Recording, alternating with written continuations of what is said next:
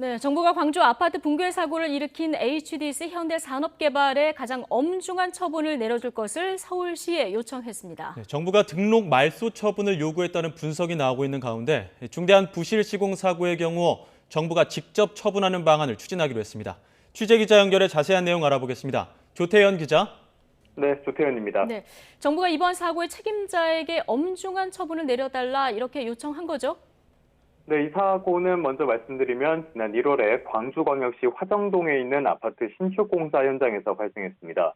당시 노동자 6명이 숨지고 1명이 다쳤는데 건설사고조사위원회의 조사 결과 시공부터 감리까지 공사 전반이 부실했던 것으로 드러났습니다. 국토교통부는 이를 바탕으로 처분 권한이 있는 관할 관청에 엄중한 조치를 요청했습니다. 현행법을 보면 부실 시공으로 중대한 사고를 일으킨 경우엔 등록 말소나 영업정지 1년을 부과하도록 돼 있습니다. 이번 사고의 원인과 피해를 보면 해당 규정을 적용해야 한다는 것이 정부의 판단입니다. 대상은 원도급 업체인 HDC 현대산업개발과 하도급 업체인 가현건설산업입니다.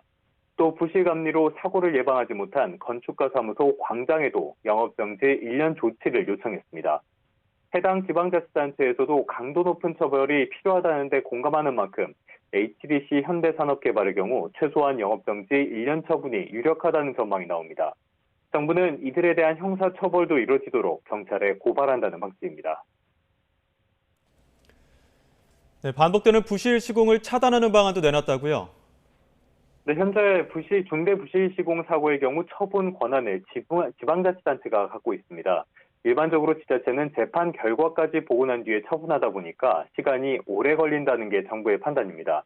이에 따라서 사고조사위원회가 운영되는 큰 사고의 경우 처분 권한을 국토교통부가 가져와 직권 처분하는 방안을 추진하기로 했습니다. 또 부실 시공으로 사고가 났을 땐 원투 스트라이크 아웃제를 도입한다는 계획입니다. 먼저 원 스트라이크 아웃은 일반인 3명 또는 노동자 5명 이상이 사망했을 때 바로 등록을 말소하는 거고요. 투 스트라이크 아웃은 5년 동안 부실 시공이 2차례 적발되면 등록 말소 처분에 나선다는 내용입니다.